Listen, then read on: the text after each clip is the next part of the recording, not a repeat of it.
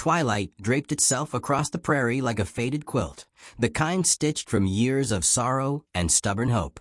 The barn at the edge of the Turner homestead leaned against the horizon as if tired of standing, its timbers bleached by wind and sun. In its shadow sat a boy, Eli Turner, knees drawn tight to his chest, a threadbare blanket clutched around his shoulders.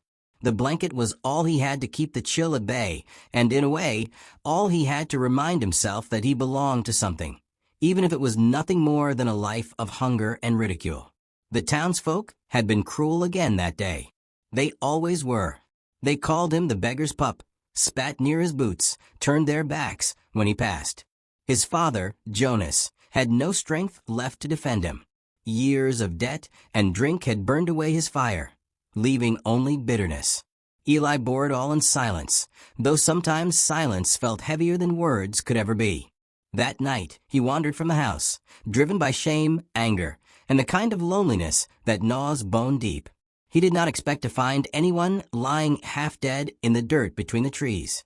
She was there, a girl no older than him, her dark hair matted with sweat, her lips cracked, her skin fevered and trembling. For a moment, fear rooted him to the earth. She was Indian. The stories told in town about savages, raids, and blood came flooding back. He could turn away. He should. But then she moaned faintly, a sound that pierced through fear and planted shame in its place. If he left her, she would die. If he stayed, perhaps he too would die, though slower. His hands trembled as he pulled the blanket from his shoulders, the only thing between him and the night. He knelt, laying it over her fragile frame, as if that one act could fight death itself. Carrying her was harder. She was light, nearly weightless, but weakness dragged at his arms.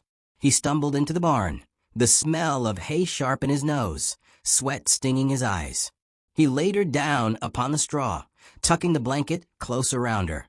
He whispered words he did not know he still believed in, comfort, promises, maybe even prayers. His heart beat too fast, as though it knew he had just chosen a path that could not be undone. Jonas caught him. The door banged open, lantern light spilling like accusation across the hay. His father's eyes went wide at the sight of the girl, then narrowed into fury. He barked that Eli had brought shame and danger to their house, that the whole town would brand them traitors if they knew. He demanded the girl be dragged out before it was too late. Eli, trembling, begged. He pleaded with more strength than he thought he had, words scraping from his throat. Jonas's face twisted with rage, but instead of striking the boy, he turned and slammed the door, leaving Eli alone with the burden he had chosen. The barn became their world. Eli tended to her with what little he had, water in a rusted tin cup, broth stolen in secrecy, bits of bread softened with milk. At first, her eyes opened only to close again, mistrust and fear lingering even through fever. But hunger and thirst are stronger than pride. She began to accept what he offered. Days blurred, marked by small gestures. He wiped dirt from her forehead with a rag. She held his wrist once, weakly, as if to say thank you.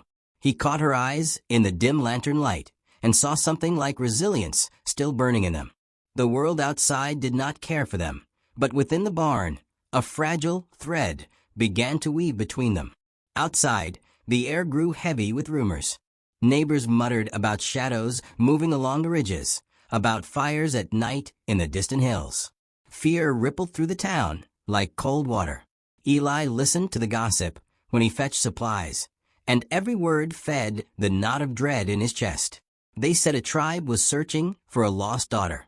They said anger had been sharpened into vengeance.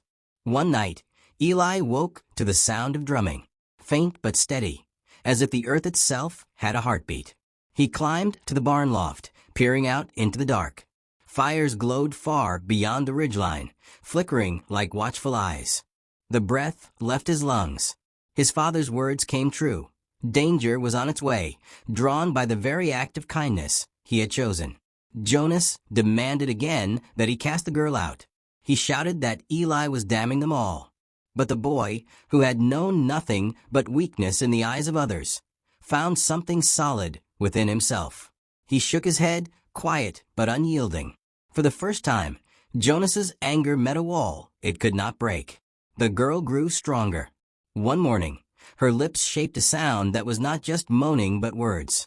She gave him her name, Ayoka. He whispered it back, clumsy yet reverent, like a prayer. Their hands brushed and lingered, not with romance, but with recognition. He had been invisible all his life, and now in her eyes he was seen. She had been abandoned to death, and in his, she found a reason to breathe again.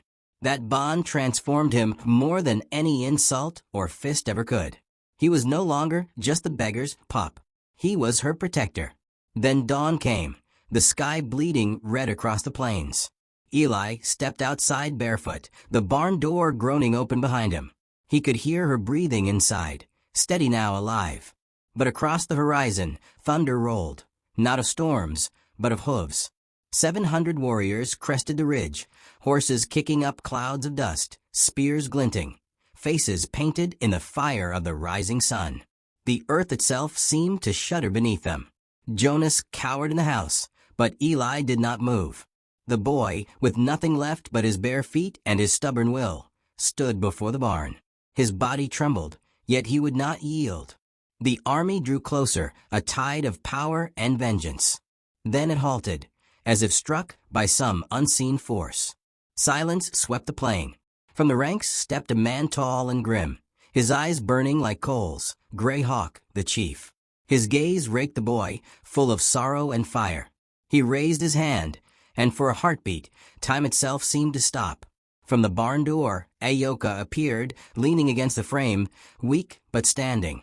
Eli reached for her, steadying her arm. The murmur of the warriors rose like wind through the trees. Recognition sparked. Gray Hawk dismounted, his hands shaking as he touched her hair. The fierce mask of a leader broke into grief. She was his daughter, thought lost to death, now alive by the hands of a poor boy who had nothing but a blanket to give. The chief bowed his head. Then the warriors bowed too, 700 strong, lowering themselves not in defeat but in gratitude. The barn that had once seemed so small became, in that moment, a temple.